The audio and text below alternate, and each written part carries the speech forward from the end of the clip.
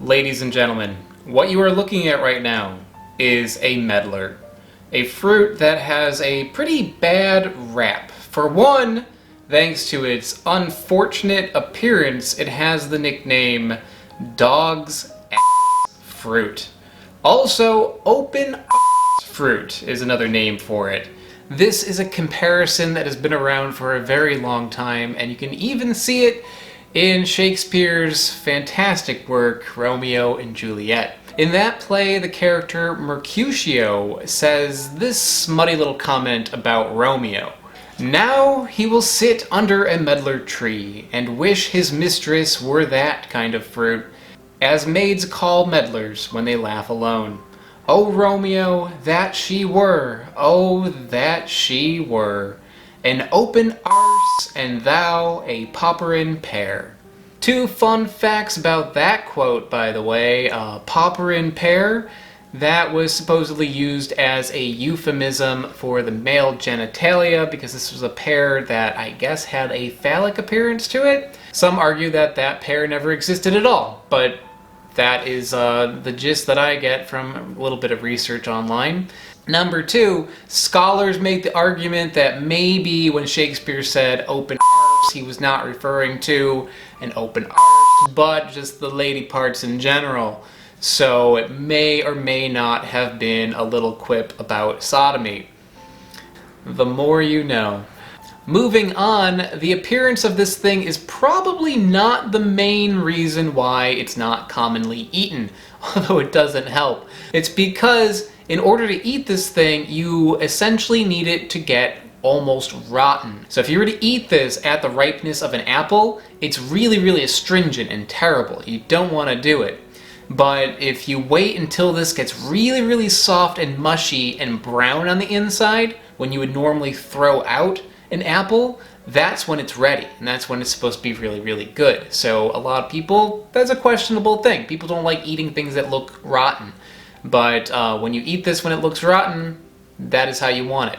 How you ripen this is a process known as bledding. I've talked about it a little bit in the past, but a little refresher. This can be done by just letting it sit out, or by freezing it and then letting it get mushy. That freezing process is meant to kind of mimic what happens in nature. When these are sitting on the tree, a frost will come and that will soften the fruit and then it will fall from the tree to disperse its seeds. I've seen some argument that that is the best way to do it. I've seen a lot more argument saying that is not the best way of doing it. If you put these in the freezer and try to cheat that process, it'll probably soften faster, but it may still be astringent. A better way is actually to pick these things early and then let them sit in a cool, dark place until they naturally break down.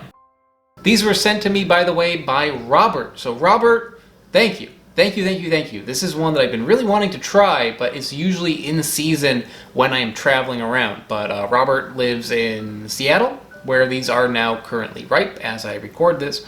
So he was kind enough to send me some of these. Some of the ones that Robert sent me are hard, and some of them that he sent me are fully bledded. And these, I believe, were just naturally bledded on the tree and maybe a little bit during shipping, because he sent these to me in the mail.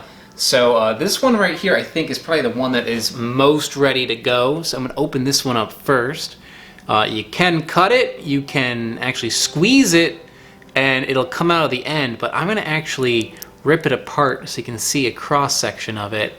Yeah, that does not look very attractive, but this is exactly what you want. You want it to be like a very soft brown pudding on the inside. Let's give that a little squeeze there. Oh yeah, good stuff.